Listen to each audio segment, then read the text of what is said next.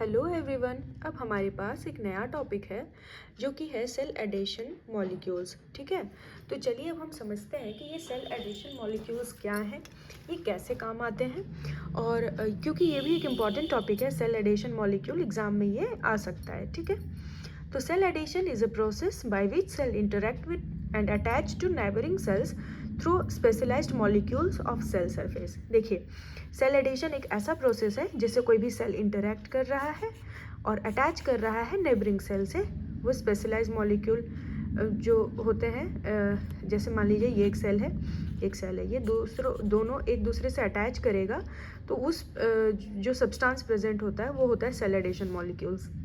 Addition का मतलब ये होता है कि वो स्टिक करने का काम करेगा।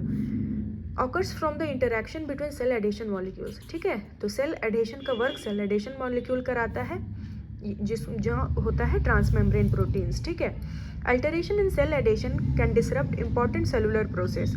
अगर सेल एडिशन में कोई भी प्रॉब्लम आ जाता है ना तो सेलुलर प्रोसेस को इंटरप्ट कर देगा, मतलब ख़राब कर देगा। मान लीजिए ये सेल है, दूसरा सेल, दोनों एक दूसरे से जो अटैच होता है वो पॉइंट पे ही गड़बड़ी आ जाए तो क्या सेल का जो प्रोसेस है वो प्रॉपरली चल पाएगा? तो नहीं चल पाएगा।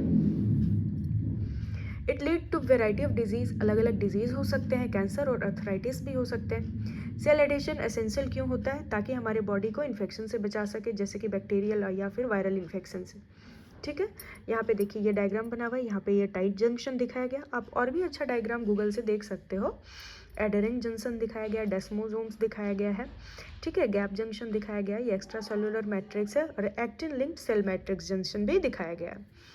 Cell to cell adhesion molecule में कैडरिन्स आते हैं और सेलेक्टिन्स आते हैं और इम्यूनोग्लोबुलिन्स आते हैं। ठीक है, और सेल मैट्रिक्स एडिशन मॉलिक्यूल में इंटीग्रिन्स आते हैं। ये इंपॉर्टेंट है, ये दोनों पॉइंट। ठीक है, देखिए ये हो गया हमारा। अब हम आगे समझते हैं कैडरिन्स का क्या काम है। कैडरिन को हम लोग CA एडेरिन भी कहते हैं। CA मतलब होता है कैल्शियम।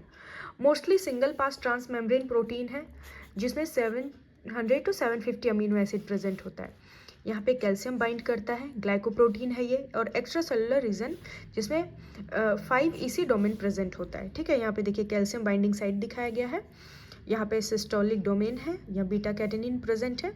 होमोफिलिक इंटरेक्शन दिखता है। होमोफिलिक मतलब सेम काइंड ऑफ इंटरेक्शन दिखेगा एडजेसेंट सेल पे। एडजेसेंट मतलब एक दूसरे बगल सेल में सेम टाइप का इंटरेक्शन देखने को मिलेगा। क्लासिकल एडेरिन्स के अंदर आते हैं टाइप 1 में ENR, तो E कैडेरिन, N कैडेरिन और R कैडेरिन।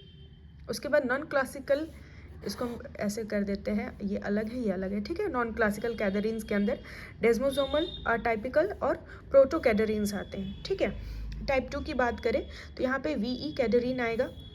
सेलेक्टिन्स की बात करते हैं तो सेलेक्टिन्स हेट्रोफिलिक इंटरेक्शन शो करता है, मतलब डिफरेंट टाइप के मॉलिक्यूल्स अटैच होते हैं। ट्रांसमेम्ब्रेन प्रोटीन जो कि कंजर्व्ड लैक्टिन डोमेन के साथ प्रेजेंट है, बाइंड करता है स्पेसिफिक ओलिगोसैकेराइड से एडजेसेंट सेल पे, और ये भी डिपेंड करता है कैल्शियम के ऊपर।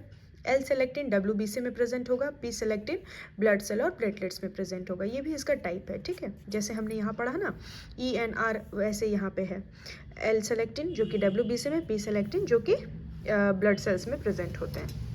अब इम्यूनोग्लोबुलिन के बारे, इम्यूनोग्लोबुलिन सब फैमिली ट्रांसमेम्ब्रेन इसको कहते हैं। ये कैल्शियम इंडिपेंडेंट है, ये दोनों कैल्शियम डिपेंडेंट था, ये कैल्शियम इंडिपेंडेंट है जो कि सेल सेल इंटरेक्शन दिखाएगा। होमोफिलिक और हेट्रोफिलिक इंटरेक्शन दोनों शो करता है। ये एक या उससे ज़्यादा कॉपीज भी दिखाते हैं एक्स्ट्रा सेलुलर डोमेन में।